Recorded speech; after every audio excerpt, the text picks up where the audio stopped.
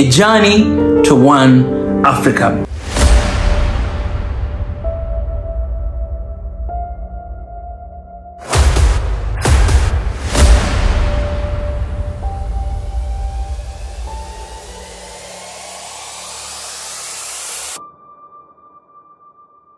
I go into the flesh of the subject.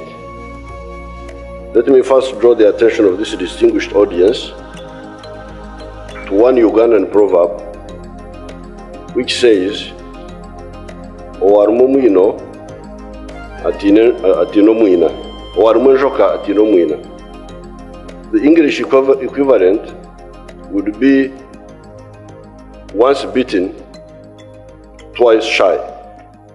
Africa is a land area of 1.2 million square miles, inhabited since time immemorial by 4 linguistic groups. The 4 are the Niger-Congo group of languages, including the Bantu and the Kwa. The Kwa dialects are in West Africa, General Obasanjo's group. The Nilo-Saharan, the Afro-Asiatic, including Arabic, Tigrinya, and Amharic, and the Khoisan dialects of Southern Africa, the so-called Bushmen. There are only 4 linguistic groups in Africa. I think in future I should amend my view to include the 5th one, the Afro-Europeans, which have. So I think I should have added that, the Afro-European. But without the Afro-European, these are the 4 groups. That's exactly what I would say. I would say Ubuntu. I would put O instead of U to mean humanness. The Nyakyusa of southwestern Tanzania greet Ogonire. There's a Nyakyusa who is excited now.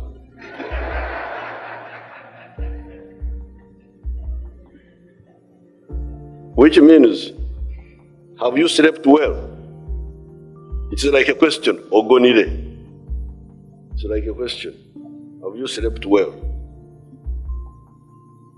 That is exactly what the Bagisu of eastern Uganda and what you call Luyas in Kenya, you know, the western Kenya, the ones you call Luyas. That's exactly what they say, Ogonire. Ogonire, sleep in those dialects means Ogonire. In my dialect, Kugona means to snore. That's not very far from. That's not very far. It is a special type of sleeping.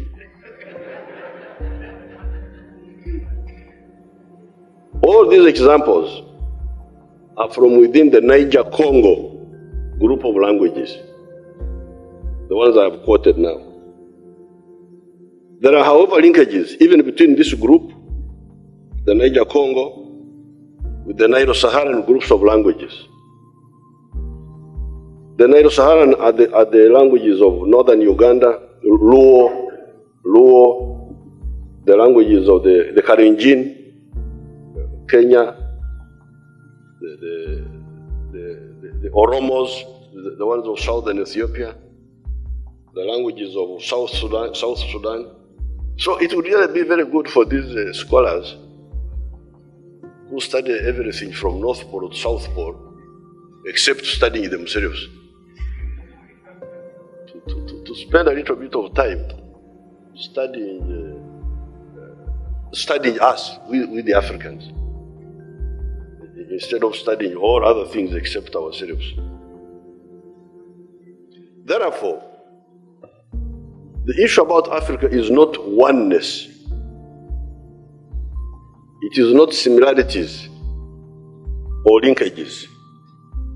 Those are bound in plenty. The issue about Africa is that much of it was not governed together before colonialism. The oneness of the people is clear, the linkages are clear, but the problem was that we are not governed together.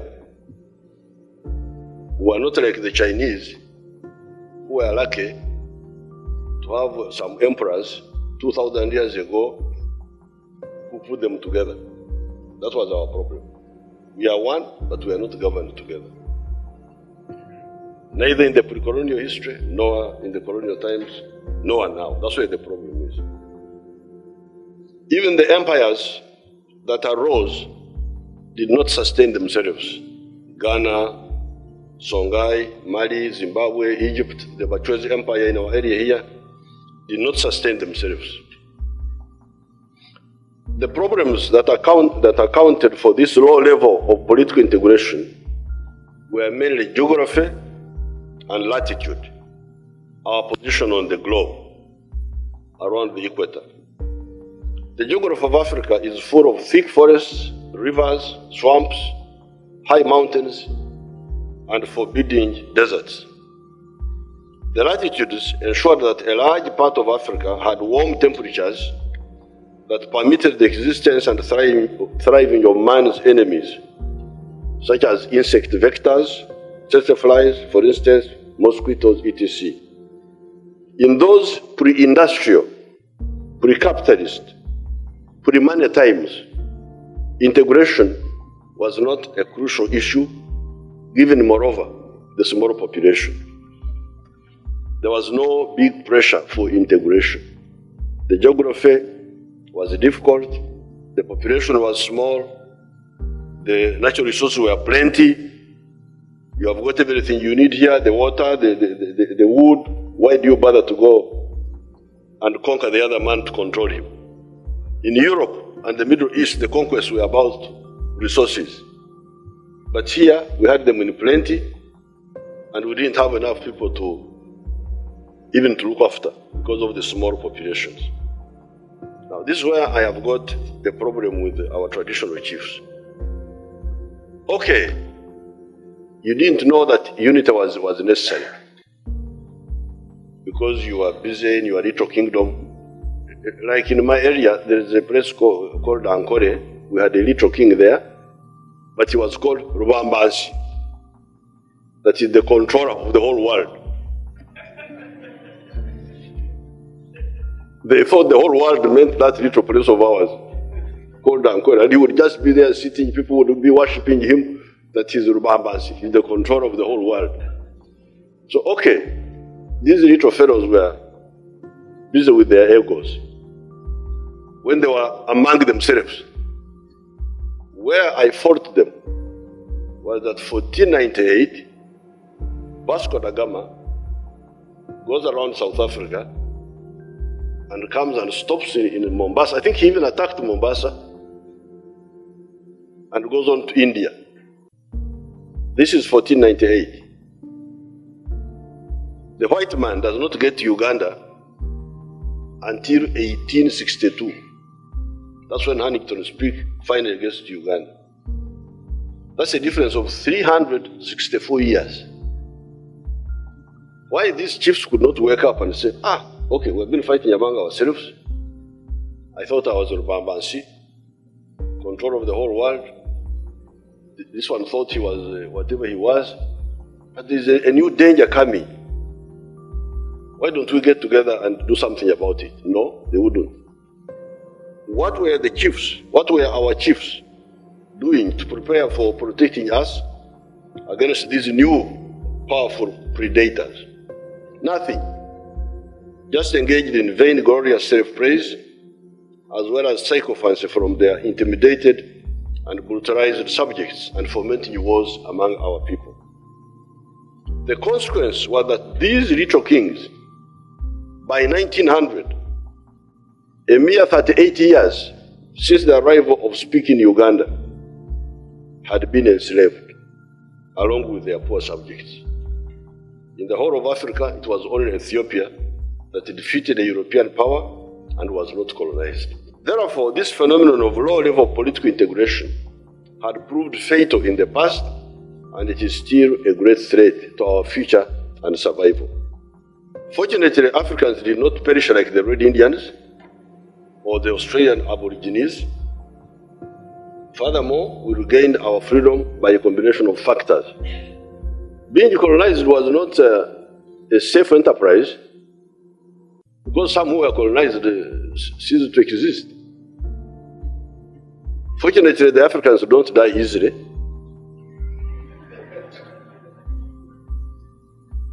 Therefore, we survived because we don't die. That's how we survived. We were defended by our genes. Now, there's a study by somebody called Professor Diamond, I think it's called Diamond or something like that, who discovered why we survived and the Red Indians perished. We survived because of agriculture. The fact that we had cows and good enough we were staying with them in the same houses, sleeping with them, with the goats, with the chicken, in the houses. The cows had vaccinated us against all these diseases.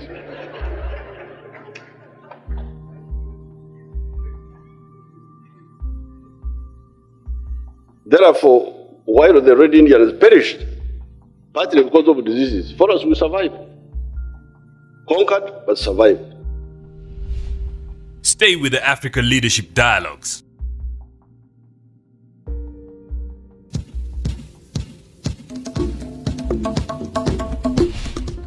In 1986, Uganda was producing only 200,000 tons of maize per annum.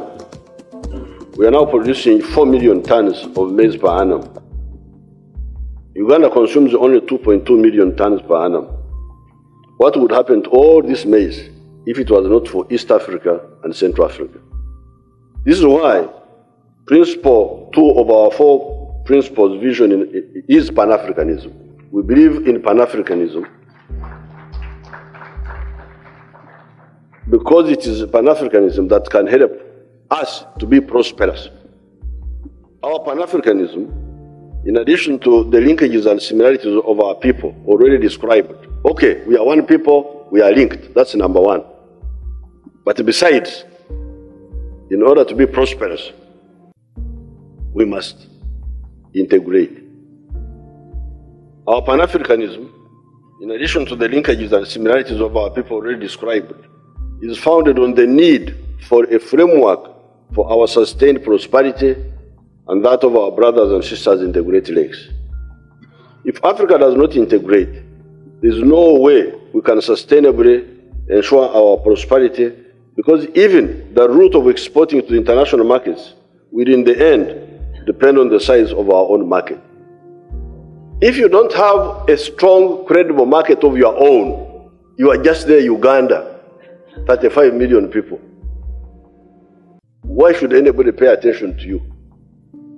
Who will pay attention to you? But if it is East Africa, Central Africa, COMESA, 500 million people, when somebody calculates on the computer, he says, I better talk to this man well. Because if he shuts me out of this market, I will lose so much. So, our own integration will enable us to negotiate even for the external markets, which people talk about. If we remain the way we are, there is no way we can negotiate for those markets. The two words, identity and interest, should help us. The economic community of the whole of Africa deals with the interests. The only boundary that one would think about is geography and the whole of the African continent. When it comes to political integration, it should be both interest and identity that should be looked at. Therefore, when we talk of integration in Africa, we are talking two words, prosperity and security. What will give us prosperity and what will give us security? The latter, security, I don't mean just security from thieves and people like that. I mean strategic security for sovereignty, for independence. Put another way, when we talk of integration, we are answering two questions. These questions are, how will the African families, how will the African businesses become prosperous We need to create a framework for the businessmen to make profit, to make money, to become rich. If you constrict them in a small place, how will they make successful business? How will Africans, individually and collectively, be secure at the strategic level? The answers to the two questions are integration, sometimes just economic, and sometimes both economic and political. It is that prosperity and that security that will give us growth and transformation. On the issue of inequality, the first point is that integration actually cures inequality better than non-integration, because people from even the still disadvantaged areas can move to the more prosperous areas and look for jobs, for instance, and also for trade.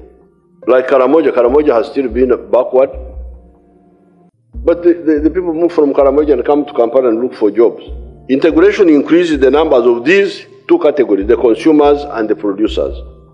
Hence its importance as far as prosperity is concerned. What should be watched, however, is rural to rural peasant migration. That one can be very dangerous.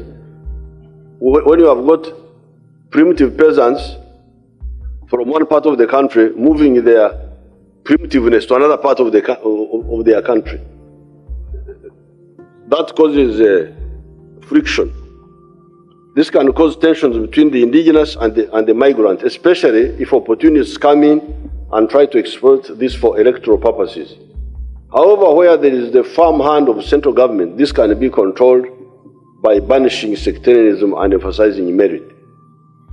The rural to urban migration does not present similar challenges. It is easier to deal with. Hence, expediting industrialization is crucial. You cannot expedite industrialization if you do not deal with the infrastructure so as to lower costs of doing business in the economy, so that the investors can easily make profits and therefore expand their businesses. Where there is inequality in infrastructure development, that can be deliberately rectified by focusing funds and attention. The underdeveloped parts of the country mostly offer better prospects for large-scale agricultural and industrial production. They often have freer and bigger land for projects, less need for compensation to previous occupants because they are fewer. What are the key challenges? The main challenge is definitional. There is a need to define the purpose of integration clearly to the people. If the people know clearly that integration is for their prosperity, they will support it. If they know that political federation is for their strategic security and survival as a free people, they would support it. It is the leaders that must understand this and convey it to the masses. What are the lessons from the past integration efforts? I think the big lesson is that procrastination is the thief of time. Mzee Nyerere and Mzee Karume acted at the right moment, and their product has endured and saved Tanganyika and Zanzibar from a lot of trouble. Arguing, for instance, about the economic zones in the ocean etc., given that their geography is intertwined. To what extent is sovereignty a real problem rather than leadership? I would say sovereignty is a concept. The way we have embraced it, after you have discussed so much of what the background of African integration, how Africa was before and after it was balkanized. When you look at the structure of Africa's economies today, and particularly in the process towards industrialization, where do you see Africa punching above its weight in a globalized world through integration?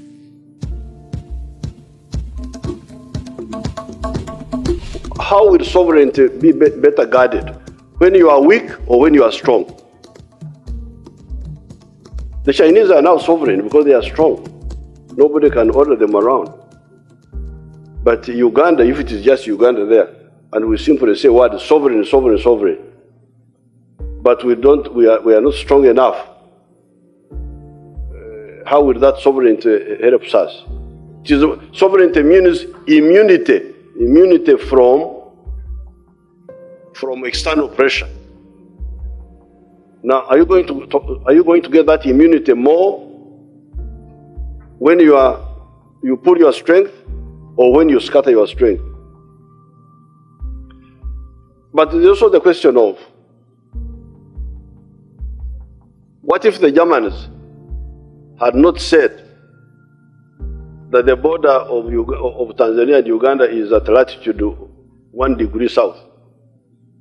What if they had said it is at latitude 3 north? Would now be Tanzanians. So by people pretending that there is sovereignty here, what it means is that they don't have their own ideas about what is good, what is good for them. They are only saying what the British did, what the Germans did. This is where sovereignty ends. The British said they united South Africa by putting Orange Free State and the other one, they make South Africa. But Botswana stayed out, and so that is sovereign now. What if they had said, if they had said South Africa goes up to the Zambezi? That would be now sovereignty. So sovereignty in our case means colonial logic. That's what is sovereignty. What sovereignty we should define. For me, I have given you my own idea. My own idea is that I want to be prosperous. I want my family to be prosperous. I want my business to be prosperous. And in order for them to be prosperous, we need a bigger market. Now, how can we construct this big market to the maximum? Once we have done that, that's what will really give us sovereignty now. Sovereignty based on our own logic, not based on colonial logic. The other day, the Europeans came and attacked Libya. What did Africa do? This Africa of time limits, of going and coming, what did it do? Africa was attacked. African soil was attacked. In fact, that time when the Europeans attacked Libya, there was a committee of African presidents who were supposed to be mediating. They had taken off from Mauritania, including Zuma, our superpower of South Africa. When they were in the air, they were told to go back. You go back. The NATO has started attacking. This is your Africa of today. Now, on the issue of industrialization, so Africa has got everything. We can add value to these raw materials, to the minerals, to the agricultural products, but also go into the products of the intellect, the computers, light engineering, heavy engineering. Everything is open to us. We have got all the capacity, all the potential. The only thing we need to solve is this one of the marketing, which we have done. East Africa, I must salute Mzee Moi, salute Mzee Mwinyi, salute Ben here, salute President Kikwete, President Kenyatta. On the issue of East African community, we have worked very well, and now that market is there. The market of East Africa is there, and it is helping us. There is also the market of South Sudan, the market of Congo. Congo is disturbed by insecurity, but we are moving, although slowly we are moving. I thank you. Let's give another warm round of applause to our guest and a keynote speaker, President Yoweri Museveni.